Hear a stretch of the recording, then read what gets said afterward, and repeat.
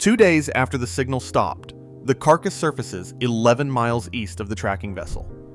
An adult male orca. The wounds on him don't match anything in the necropsy manual. Tooth spacing too wide for a great white. Bite radius wrong for a sleeper shark. To understand why that's impossible, you need to know what was happening on that boat before the body showed up. You've been tracking this transient orca pod on sonar for 3 weeks straight. Same clicks, same spacing between individuals, same travel pattern you've logged 100 times before. Then, one signal just stops. Not fades, not drifts out of range. Stops. An adult male orca, one of the largest predators the Pacific has ever produced, killed by something the Pacific was not supposed to have. And right now, nobody on that boat can put a name to it. Start with what an orca actually is. It means this. In the wild, there is no confirmed case of anything hunting an adult killer whale. Not sharks, not other cetaceans, nothing.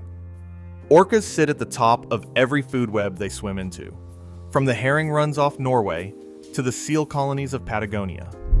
The pod in this story is a transient population, sometimes called Big's killer whales, the ones that hunt marine mammals instead of fish, moving through the deep water off Alaska and British Columbia in small, tight family groups. Biologists track these pods for population studies, matching dorsal fin notches and saddle patches year over year, building family trees that go back decades. It's slow work. It's also work that depends on the animals staying alive long enough to be counted again. So when the carcass came back to the lab, the necropsy team wasn't looking for anything unusual. They were looking for the usual: boat strike, entanglement, disease, old age. What they found instead was a pattern of puncture wounds clustered along the flank and lower jaw, and tissue missing in a way that didn't read as random damage. It read as targeted. As something that had gone after specific parts of the body, the way a predator goes after an artery or a joint, not the way a scavenger tears at whatever's already exposed. Here's the detail that changed the tone of the room. The wounds were ante-mortem, meaning they happened before the animal died, while blood was still moving, while the tissue could still react to injury. That rules out the simplest explanation right there. This wasn't a body getting picked apart by whatever showed up after the fact. Something attacked this orca while it was alive, and whatever it was, it won. The first reaction from the researchers wasn't panic. It was something closer to a stall. That particular kind of quiet you get when trained professionals run a case through every category they know and find nowhere for it to land. One necropsy report used the phrase predation event of unknown origin, which in wildlife science is about as close to admitting confusion as the paperwork allows. So, here's the question we are going to follow, and it does not have a clean answer. What in the North Pacific is capable of killing an animal that evolution built to be unkillable? When a case doesn't fit the record, you don't start guessing. You start ruling things out. The same way a detective works a list of suspects, checking alibis one at a time until only the impossible one is left standing. Great white shark goes first, because on paper it's the obvious candidate. Great whites patrol these waters. They're built to kill large marine mammals, and biologists have logged attacks on seals and sea lions that leave wounds you could set your watch by. But the math doesn't work here. Tooth spacing on a great white bite runs narrower than what the necropsy team measured, and the bite radius on the orca was too wide for any known individual shark of that species. There's also the small matter of who eats whom in this relationship. Off the coast of California, researchers have documented transient orcas actively hunting great whites, flipping them upside down to trigger a paralysis response, then feeding on the liver while the shark is still alive. That's the established order. It doesn't run the other direction. Sleeper shark comes next, and it's a stranger animal than most people realize. This slow, cold-blooded scavenger that drifts through deep water barely moving, built to survive on carrion and easy meals rather than a hunt.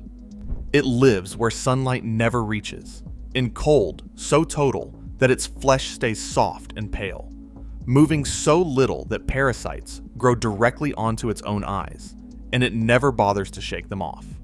Its teeth are shaped for tearing soft tissue off something already dead or dying, not for the kind of precise, deep puncture work found on this carcass. The wound pattern here was too clean, too deep, cut in a way that suggests speed and force behind it. A sleeper shark doesn't move fast enough to inflict that kind of damage while the animal is alive. Cross it off. Rival orcapod is the one that made the researchers pause longest, because intraspecies aggression is documented, rare, but real. Killer whales have been recorded killing each other, usually over territory or mates, and the injuries in those cases can be severe. But orca teeth have a specific spacing, a specific curve, and when the necropsy team laid the wound pattern against known orca dentition, it didn't match. Add to that the sonar logs from the tracking boat, which showed no other pod anywhere near this animal in the days before it went dark. Whatever did this wasn't one of its own. Giant squid gets raised and dismissed inside of a single conversation. Cephalopod attacks leave a signature nobody mistakes. Sucker scarring in circular patterns, sometimes beak marks if the animal got close enough to bite. None of that showed up anywhere on the body. Wrong kind of damage, wrong shape, wrong story entirely. 4 suspects, 4 alibis that hold up. And every time one gets crossed off the list, the wound pattern is still sitting there, pointing at something the field guide doesn't have a page for. Then, months later, it happened again. A second carcass surfaced along the same stretch of coastline, a different pod entirely. No relation to the first animal, no shared territory that researchers had documented. But the wounds matched. Same clustering along the flank, same depth, same ante-mortem signature showing the animal was alive when the damage was done. Whoever ran that first necropsy could have called it an anomaly, a single freak encounter that would never repeat itself.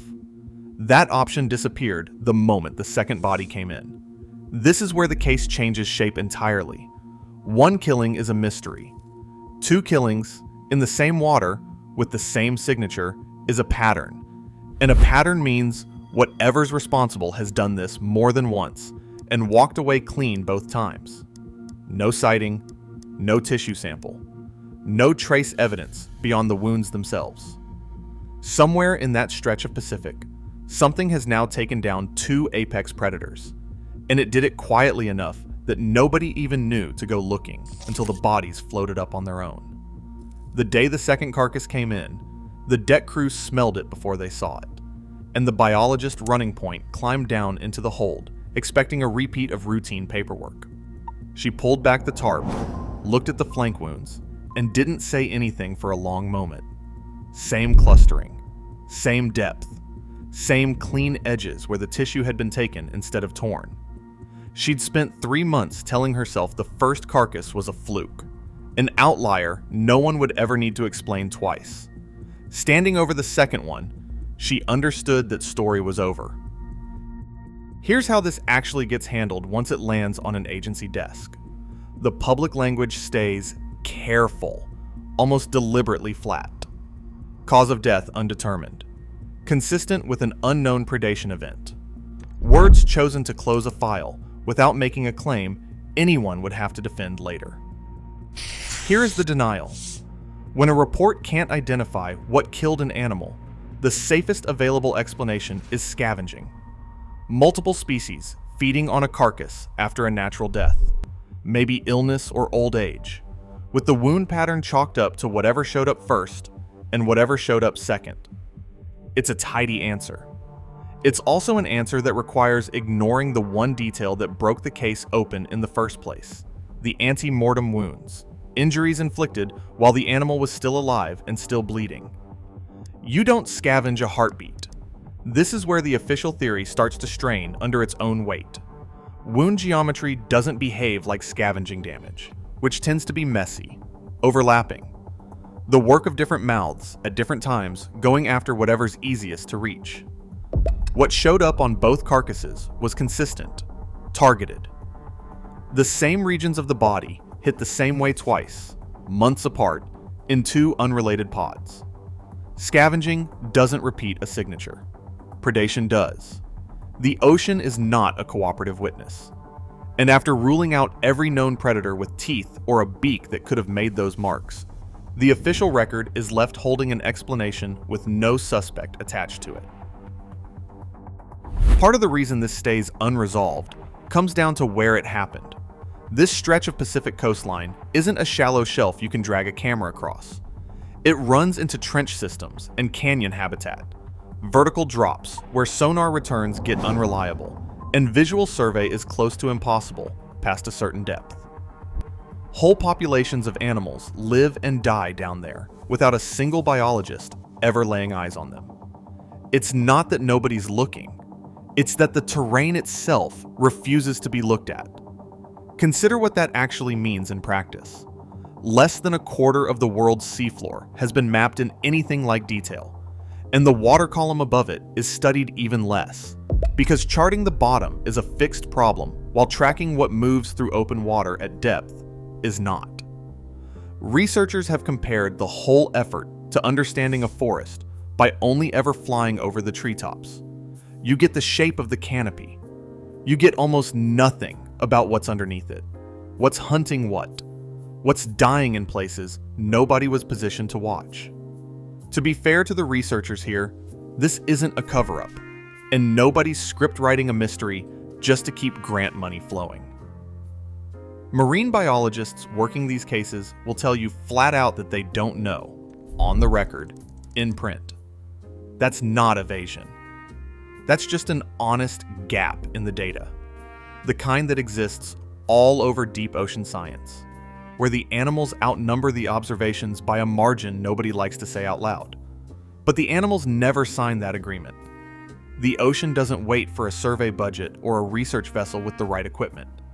It keeps producing bodies, keeps producing evidence, whether or not anyone's positioned to read it in time. The theory some researchers take seriously, cautiously, without putting a name to it, is that something large already lives in that deep water column, and its range or behavior has started shifting. Warming ocean temperatures have been pushing all kinds of species into new depths and new territory, prey included, which means predators follow. A deep water animal that once stayed below a certain thermocline, out of range of a transient orca pod's usual hunting grounds, may simply not be staying there anymore. Think of a thermocline as a wall built out of temperature instead of stone, a boundary where warm surface water sits on top of cold deep water, and the two rarely mix. And for thousands of years, that wall has kept whole ecosystems separated by nothing more than a few degrees. Warm it even slightly, and it stops holding the way it used to. Species that spent their entire existence below that line start testing the water above it, and predators that never had reason to cross into orca territory suddenly do. This isn't unprecedented either. The megamouth shark, a species that grows past 14 feet, wasn't identified by science until 1976, and only then because one got tangled in a ship's anchor off Hawaii. The giant squid was sailors' mythology until the first live one was ever filmed in open water in 2012. Every few decades, the deep ocean produces something that was always there, hunting and breeding and dying completely unrecorded, until one specimen turns up in the wrong place at the wrong time. There's no reason to assume the list of large Pacific predators is finished. There's only reason to assume the ones still missing haven't been caught yet. There's a piece of supporting evidence that doesn't prove anything, but makes the theory harder to wave off. Sperm whales that dive into this same deep water come back covered in small circular scars, craters about the size of a fist, and marine biologists have traced those to cookie-cutter sharks, a small parasitic species that lives at depth and takes a plug of flesh out of anything bigger than itself before swimming off, often before the whale even reacts. Nobody's ever filmed the bite happening. The only reason anyone knows cookie-cutter sharks are down there at all is the evidence they leave behind on something much bigger than themselves. That's the pattern worth sitting with. An entire species feeding on the largest animals in the ocean, confirmed only through scar tissue, never once caught in the act. If something that small can operate that invisibly, the idea that something larger could be doing the same thing, just less often and with a very different bite, stops sounding like fiction. What's not there is anything close to proof. No confirmed sighting, no tissue sample pulled from a wound and matched to a genome. No video, no photograph. Nothing that connects a specific species to these two orca deaths in any way a research paper could defend. Everything past this point is inference stacked on inference. And an honest investigator tells you that plainly instead of dressing it up as a conclusion. So the file stays open, because that's what the evidence supports, and nothing more. The label apex predator was never a guarantee handed down by nature. It was a description of what people happen to observe, built from centuries of watching orcas sit at the top of every food chain they entered, with the quiet assumption that no one had looked hard enough at what might be underneath them. Twice now, in two different pods, along the same stretch of Pacific, the same wound pattern has surfaced on an animal that wasn't supposed to have anything left to fear. And right now, nobody, not the biologists, not the necropsy teams, not the agencies writing the reports, can tell you what's leaving those marks. The oceans never finished being mapped, and the Pacific just handed marine biologists a case file with no name to close it on. Researchers are back on that water right now, scanning the same sonar channels, waiting for a signal to drop. Subscribe to be here when the next body surfaces, or when somebody finally gets footage of what's leaving these marks. And drop your own theory on what's down there in the comments, because right now, the people studying this don't have one either.